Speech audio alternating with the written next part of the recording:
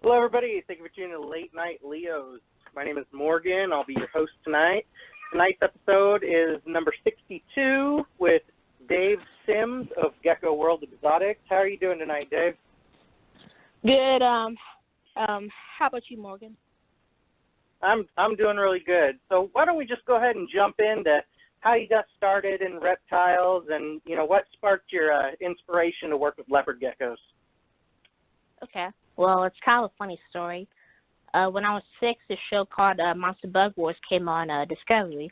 And then as a kid, seeing bugs, like, oh, I want to do that. So I told my mom, hey, Mom, it's about 3 o'clock right now. Let's go to PetSmart. Can we go to PetSmart? And then we asked the people, like, hey, do you have any like tarantulas or anything? And they said no, but this place called Alligator Alley does. So then, but by then they were closed. So the next day after school, she takes me to Alligator Alley. We go there, and there's like an alligator in the tank, like spiders everywhere. And then the guy opens up a container with like a scorpion in it. So then I give my mom a look, and they're like, okay. So then we leave, but on our way out, we see these geckos, which, are now leopard geckos. It's like, ooh, that was pretty cool. She's like, yeah. So then we leave, and then the next day, it's my birthday. And then she's like, Porter, basically, do you want a spider or a gecko? I was like, I want a gecko. So we go to PetSmart. We get my first gecko, which I named Charlie. We took her home. After we took her home, she threw up her food from, the transition, and we were all freaked out and stuff. And then after that, we caught and, everything was worked out. And then her first shed, because, it's my first gecko, so I didn't know that, they shed. So, half her body was white, and, I was freaked out. And we called Pet Store, and they're like, no, it's fine. I'm like, okay. So then when I turned 7, I was like, hey, it needs a buddy. And my mom's like, yeah. So we go to Pet Store, get another gecko. They're put together, but, as I got older, we didn't separate them with knowing more information about geckos and stuff. And then I got my first breeder male when I was 10 from a expo I got. And then I got a female breeder from, I think it was Steve, his high yellow stuff that we got. So I put those together. I think I got 10 eggs from her, not including any of my other geckos I bred together. And then I hatched 3 of the 10 successfully. And I kept all 3. I sold off 2, and then I still have 1 now that I have back when I was 10. And then after that, this kind of grew from there. I would watch videos on YouTube from Matt, from his stuff. The thing that always sparked me was his black pearls, because it's a full black gecko. So then, well, almost full black. So then, I used to always want one of those. But then, after a while, whenever, I think it was about a year after he started making videos, I kind of stopped being interested in his black pearls. And then I'm on a website, and I'm looking at stuff, and then John's purple heads come up, which, those things are just outstanding, the orange, the purple, all that. So then I'm on his website, and then, but, this was back when I saw what a really cool purple head looked like. But I bought a male tangerine trimper from his purple head lines. But, it's a purple head, so I just had to get that. So I got that one for Christmas, and it came in mid-January. I got that. I was super excited for that. And then I saw some more purple head stuff pop out on his website. So I got a 2.2 group of those. I sold off I sold off 1 male purple head, so now I have a 1.2 group of those. The male purple head, he's not as nice as I want him to be, so he's not really in my projects, but the 2 females I have, they're still gaining weight, and then eventually, probably later this year, they'll be put in my blood, possible head trimper male to get some crazy stuff out of that. And then after that, I then got back into the black pearls from John. I bought a 1.2, 1 male black pearl possible head patternless, a female black pearl max snow, and then another female black pearl max snow from him. I sent off 1 black pearl max snow female to Rory out of LM Geckos to get two purple heads back from her. I still have that female black pearl Max Snow that I got originally, and then after that, that's how I kind of, from the black pearl stuff, that's how I kind of got myself into starting it, because with Angela and her Black Knight stuff that she hatched, I bought an F1 Maryland female, and then the female died, so then now I still have that F1 male who is going to be paired to a Black Knight female I'm getting from Roy from Europe later this year to hopefully get some cool babies, because I'm trying to get the best potential out of that Black Knight cross male from Angela. And that's kind of really, now we're here. Wow, you're really hitting it hard. Yeah, I mean, just, one they call it interest, so I saved up with my birthday money and, other stuff that I bought certain animals, sold other animals, used that money to buy more animals, and now I'm trying to slowly downsize my collection to just black pearls, Black Knights, and then a few purple heads here and there. Nice. And how old are you now? I am 14 as of now. Wow, so you're like hitting it hard right off the right at the beginning of your life. Yeah, that's like Ron and Steve started out real young too, and a lot of the bigger breeders. So you got a pretty good head start. Yeah, and then really just try to downsize so that in the future I can have more room for these kind of projects I'm doing now. Yeah, definitely. So our co-host is here, so let's go ahead and bring on Jeff Scott. Jeff, how you doing tonight? Oh, hanging in there. Wow, 14 years old, the kid's got it going on. I know. Gecko pimp, man. I'm impressed. Yeah, Dave's got it going on. So, Dave, we do have some questions from Facebook. What brand of paper towels do you use? I think I use Bounty. I know some. So the ones that I have for like my hatchling racks, I can just tear one off and just fit it in there perfectly. But some paper towels, they're like a little bit large, so I have to fold them in. I don't know what brand that is, but I know Bounty's pretty consistent with the size range for my hatchling racks. And then the ones that are my breeder racks, I use I think about 3 for those. So Bounty's probably my favorite paper towel company to use for geckos. Right on. And what do you feed your feeders? Originally I got pet stores, crickets, and then I fed them off. For now, I'm getting the dubia. I get water crystals from like expos from bug companies, and then the dubia I feed them their glove chow, and then occasionally I'll throw in some carrots here and there for them to eat on. And outside of that, that's really it. Nice. Yeah, I like the dubias, but I'm a little freaked out about roaches, and where I'm at, they can survive in my house. Oh yeah, that's no good. Yeah. What are you gonna say, Jeff? Oh no, I'm just kind of listening in. Speaking of feeding the feeders, I was just putting carrots in my mealworms, superworms, and dubia, even as we speak. So, Dave, what kind of brand of calcium and vitamins do you use? And do you use vitamin with or without D3? Last I checked, I'm pretty sure I use D3 in my calcium, but I'll check.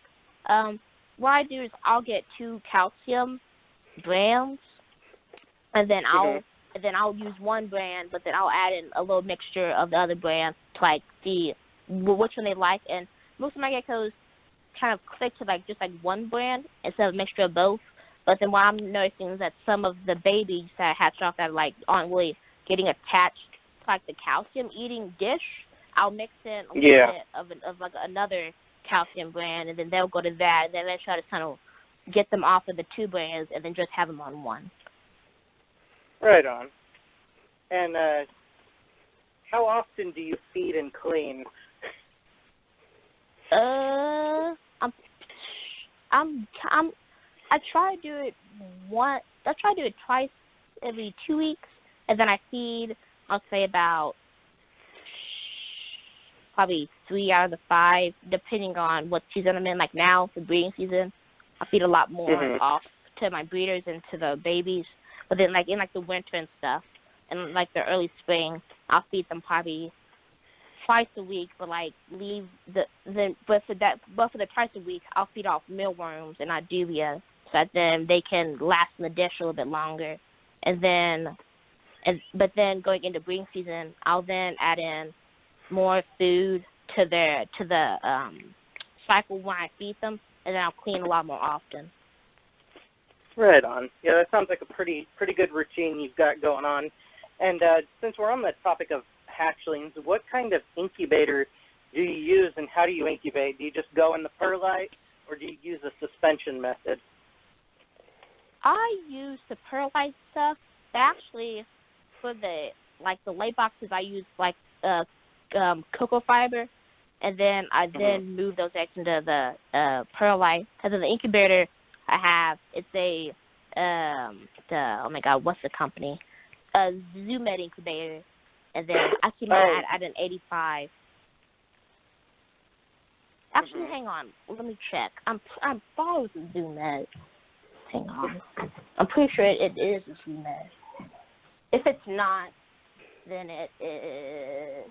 So yeah, it's the ZooMed Ripsy baiter. Oh, right on. So it's like a pancake style one, kind of like the Hovabator, but just with the plastic top. Yeah. Yeah, right on. That's cool. I try to switch over to the more modern incubator, but my eggs don't. The method that I use for this incubator I have now doesn't work the same as the one I try to use for the more modern incubator. So I just stick to the old style incubator. Right on. And what rack system do you use, and what brand? I use a 5 rack storing 28 quart wide rack system that holds 5 per each, and then my hatchling rack system holds 8 6-quart tubs for my hatchlings. But I don't think I have the name off the top of my head. I buy mine from a custom made person who builds them here in Oklahoma. So then that's how I get mine from, my rack systems. It's about like a big store name rack company. Like AP or Herptastic? Yeah. Or... Yeah. Like sea serpents. I just get mine custom made from somebody in Oklahoma. Right on. And what are your future goals with your the Black Knight and the Purple Head? Are you planning on trying to cross those and maybe get some purple head coming out on the Black Knight? Well, my goal with the Purple Head was to create a full purple gecko. And the Black Knight is just to continue on with like trying to get darker animals.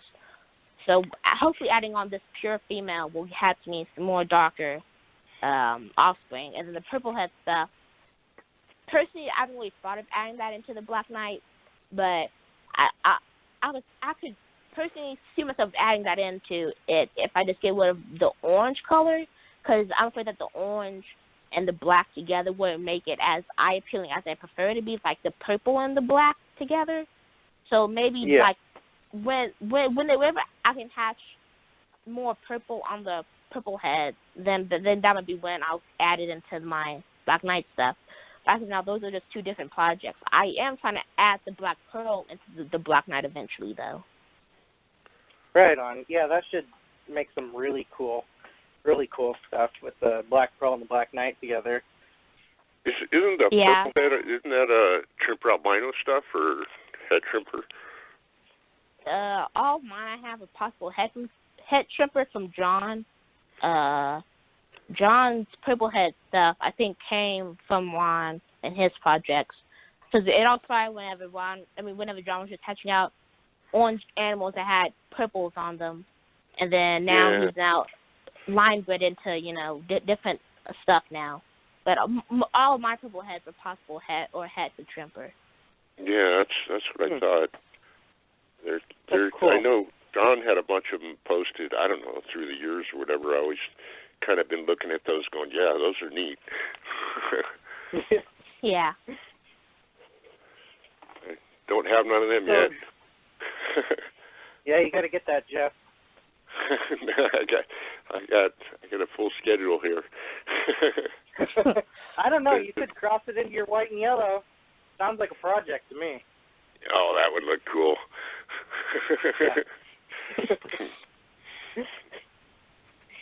So, Dave, who do you sell to, and do you use any marketing techniques like, Instagram, Facebook, Craigslist, stuff like that? Most of my people I sell to are just like people who would buy geckos normally from other people. I also sell to I've traded some of my geckos off to other breeders, and then I sent I think 10 geckos off to Sassy Scales, Aaron and Lisa, because they were low on just like show animals to sell. So I sold some of my like lower end morphs to them, and then I use Facebook mostly to get my animals across. I have an Instagram. I use that, but I don't really post it. I don't really post as much on my Instagram as I do on my Facebook. I post like different things on my Instagram, like new things I got. Like I got a female Nerdisser black eye from Emily at a colored reptile, so I posted on there. But I haven't posted it on my Facebook yet because I want people who follow me on my Facebook, so I'm trying to wait until I actually get it in my hands and then post about that. Yeah. But then I use Facebook mostly, and then I sell through Facebook. I don't really have like a Craigslist or my own website or anything like that. Okay. So you've got the NDBE project also coming in.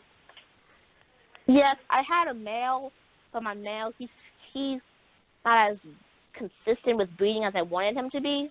So he's not like more or less my very pricey pet, you could say. Yeah. But then my female coming in, even though most females aren't they don't really lay eggs at all, or if they do, it's like maybe like one or two here or there. But my goal with this is because Barry, who with him I'm only tangs, he said that he's got some females that lay 0 eggs, and he has some females that lay 25 eggs in a season. So it's just kind of like a hit or miss with the Nerdisser female. If she does lay good eggs, that'd be great. If she doesn't, I mean, it'd be cool to have a cool pet with me as well. Oh yeah, definitely. And we also had another question. What breeders do you respect, and what breeders have helped you along your journey? I'll say Sassy Scales at the beginning when I first got started. That's where I bought a lot of animals from. And then I'll probably say John at Gecko. I like his animals a lot, and he's helped me through a lot of different stuff. Angela over at Don Geckos, she's a good breeder who I respect a lot, who I talk to her about different things, like my getting my paperwork done for my animals coming from Europe. I asked her about that. Ben and Brenda at Fire and Ice Geckos, I talked to them about different stuff. And then Lloyd Mitchell at LM Geckos, I talked to her about, again, different stuff like that. Those probably my people I talk to the most on Facebook. And then I have other people who I talk to. But man, those are the people who I talk to the most about different projects here and there, who I respect and who I recommend anybody to buy from. And then Steve, of course, I mean, he's a guy who's been doing this multiple years, who spent a lot of money in getting facilities done to be able to breed and sell all the animals he does have. So Steve is a guy who I don't really talk to, but just him in general as a person, I respect him, and I would also say that he's a breeder who I would trust and buy animals from. Yeah, Steve is great. I have purchased many, many times from him. Yeah, I've got a lot of Steve stuff. A lot of everybody's. Yeah. Yeah. I think everybody has, like, at least a few geckos from Steve. Yeah, they all come, basically they all came from certain places, and then everybody mixed and matched everywhere and came up with cool stuff. Yeah. Right on. So, Dave, do you have any advice for new people coming into the hobby, especially like younger people like yourself that, maybe older breeders, there's a lot of times when they're just like, oh, he's just a kid, Do you ever get that a lot? And do you have any advice for new breeders that are younger coming into the hobby? I mean, for me, I had at least 20 pet-only geckos before I started to breed. So if you do want to breed, I'd say get yourself like a few, like maybe one or two, a male and a female from like a good source. They can just be high yellows, pet for a trimp or whatever. But just make sure that they're from a good breeder and also a small amount of geckos. So that then when you hatch eggs, you aren't trying to find room for them. Really, like the age thing, it kind of came in when I was it was an issue during like the Joe Hupp auction and all that stuff. That's when it got brought up a lot because I was bidding on stuff and all that stuff. Outside of that, it kind of, I don't really get the people who I'm friends with on Facebook. They don't really say anything like that. Chad Ramsey at Ramsey Reptiles gives me a hard time, but I still would set him as a breeder. Like, I'm nothing against Chad at all. But just certain things like that, they kind of get on my skin, but I, live my life. So I know Chad, at the end of the day, is a good person by heart and doesn't mean anything bad by it. Yeah. Right on. No, I know that sometimes I get people wanting to purchase animals from me, and I know a legal contract where they got to be 18 years old, so I just got to get parents' permission, and I always worry about the repercussions. Yeah, well, like for me, like animals I get, I'm like, hey mom, I'm gonna get this animal. She's like, okay, this, give me the money you do have for it. I'm like, okay, and then I'll talk to John or Angela, those kind of people who I talk to and buy some, and they're like, okay, and then I get the animal and it comes in, that following week or whatever, like that. Yeah, that's cool though. I know when I was your age, I was playing with reptiles, not leopard geckos, but anything else I could get my hands on. We're talking the 70s. Back when Jeff was a kid, there were dinosaurs that were running around. It wasn't that. Yeah, we had trading T-Rexes for brontosauruses and stuff.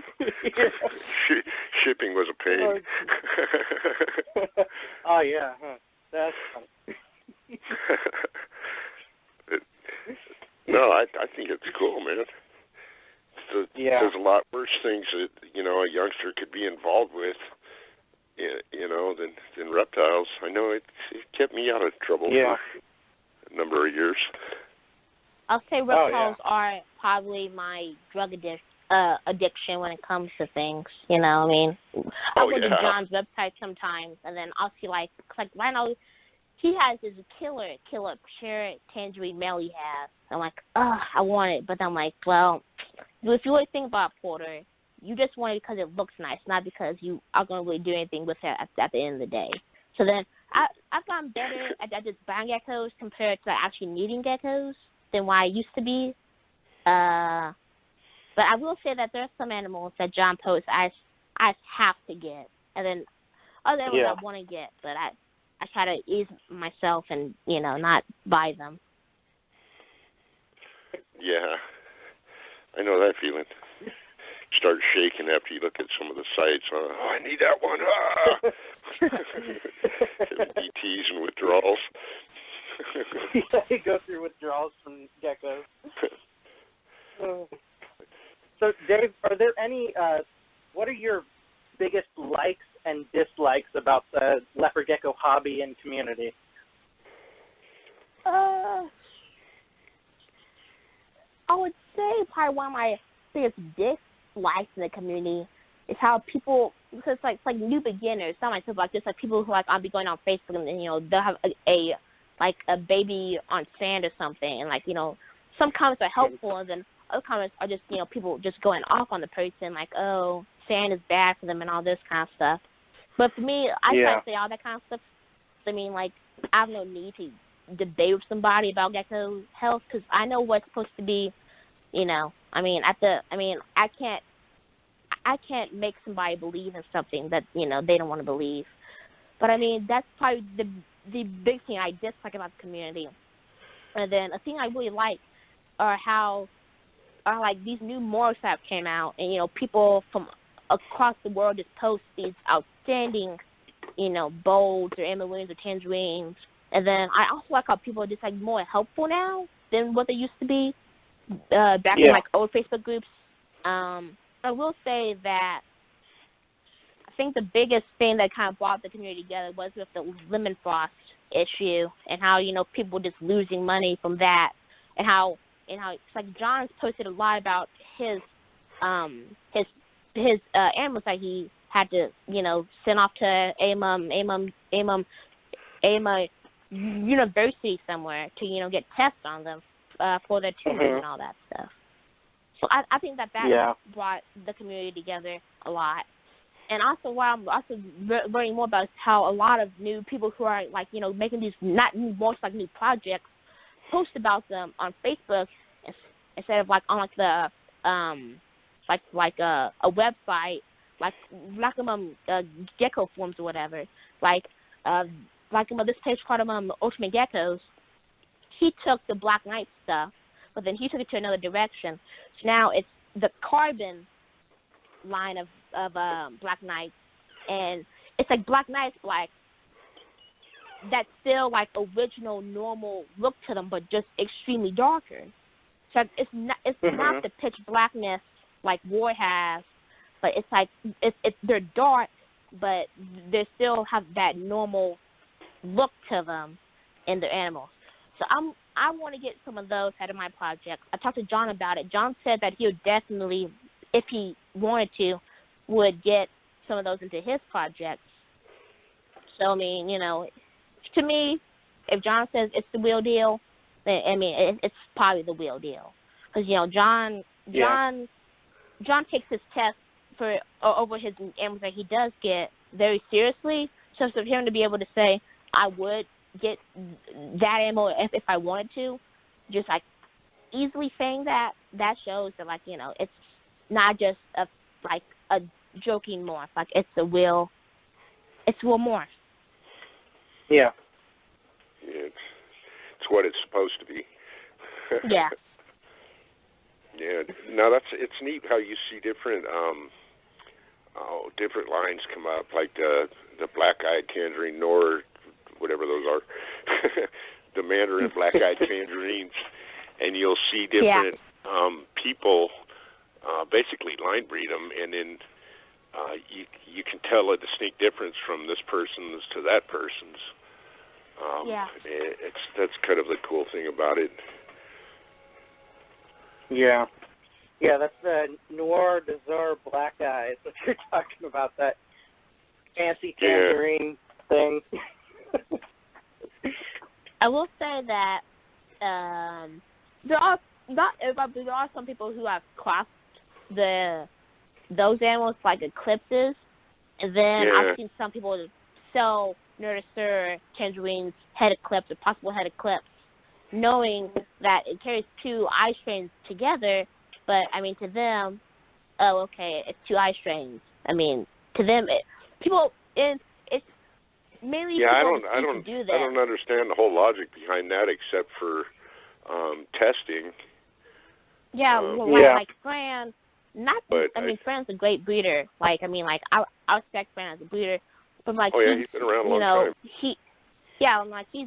He's listed some het of a Nerdosaurus and also het marble eyes, like five something. And to me, it's like, they carry two different eye strains. Like, make them like a het only, or something along those lines. So then people aren't spending five something for an animal that they would be hated on for breeding because it carries two different eye strains.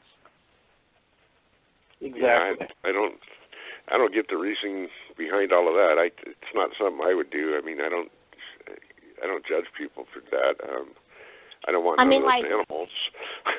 But you might as well put Eclipse, Marble Eye, Blizzard, and make a Super Snow out of them too. Jeez. Yeah. But yeah, I wouldn't do it. But to each his own. Yeah. And what do they do with all the byproduct animals? Before they get. Yeah. I know they wholesale them or whatever, but it'd be hard to keep track of them all. Possible het Eclipse, possible het Marble Eye, and then it's a visual Norzor. Mm-hmm. So Well, they get sent to Malaysia and Japan and Indonesia.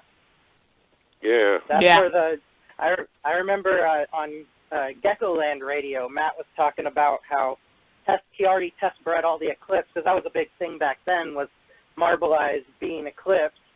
And, I mean, he tested hundreds of those, and then the big thing was, okay, everybody's buying geckos from Matt. Where are those Marble Eye for Eclipse? And so he had to tell everybody, oh, don't worry, they're all the way on the other side of the world, and they're not coming back. So that's just a part of being a big breeder and testing animals. I mean, every time a big breeder, I talk to a lot of big breeders, and they always say if they buy new animals, they test it against everything. So that there's just a huge mess of stuff out there. Oh, yeah. Oh, yeah. Yeah. I mean, whenever Steve was, doing his oh my God, what's the name? Frost. I'm getting the first Frost? name. Yeah. Lemon yeah, Frost? those. I mean, like, those. I completely blank. But, like, for those, like, he calls those to different eye projects. Like, all the ones that he sold were, either het Patternless or het Blizzard, those stuff. Like, he didn't list any to the public that were het Eclipse or het Marble Eye, those kind of stuff. Because, I mean, with those, he either kept them back as pet onlys or he sent them off to, the Europe countries. Yeah. I guess it's probably a niche for certain people that want to mix them. Kind of a Franken breeder. the Franken breeder. Lemon Frost and any other eye pigment, you should be able to see the difference because Lemon Frost is dominant, and Eclipse and all the others would be recessive. So it would be interesting to see what it would look like with that crazy milky eye. Yeah. I mean, could you imagine the crazy milky eye in a marble eye with like that 3D marbling effect? Yeah, no, that's kind of the first thing I thought when I seen him. It's like, man, it kind of looks like Marble Eye. From Matt's old, when he used to post pictures of the Marble Eye a lot. Yeah. Yeah. The one Marble Eye cross that I haven't seen, I think it is a Rainwater Marble Eye or a Bell albino Marble Eye. But because I was talking to Miles, who bought some pures from John, and when we were talking, he was like, yeah, like, I met now it's either the Rainwater albino or the Bell albino to the Marble Eye that hasn't been done yet. So according to Miles, he might try to do that.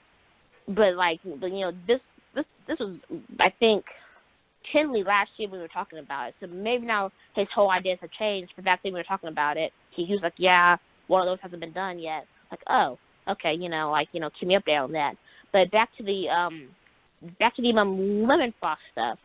I mean, because it's a codominant morph with the lemon frost, technically speaking, if you did, hatch a visual eclipse to a lemon frost, I mean, it's easy to tell what's an eclipse and, what's a lemon frost, because the eyes look totally different.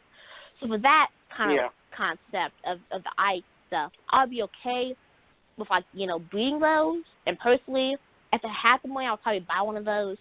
But, the dark eyes, dark eye morphs that hatch out and you have no idea which one is which, those are the ones I'd be iffy about. Like the marble eye, it's a dark eye pigment, and then the nerdisur is also a dark eye pigment. So you couldn't really tell which is which. And then the eclipse dark eye pigment to marble eye or to nerdisur, you can't really tell the difference between those. Like a white eye to a black eye, you can really tell what the difference is between the lemon frost or the marble eye, or, those kind of stuff. Well, I know with the eclipse, you're going to get different variations. You get solid eye, partial, clear eye. So it's kind of not really stable. I don't know if that's the right. But then the safest eye combos would be the super snow to the lemon frost, because all of those have black eyes. So it's not its own eye pigment, really yet. So a couple years ago when I seen Steve at Sacramento show, and he showed me a couple of the lemon frost, I asked him if he put super snow into them yet. And at that time, it hadn't been done yet. I don't know if anybody has now. But, or if anybody will. He's got the white and yellow Max Snow lemon frost that he sold to somebody, so I'm sure it's coming. Those are nice. Yeah, they're real nice.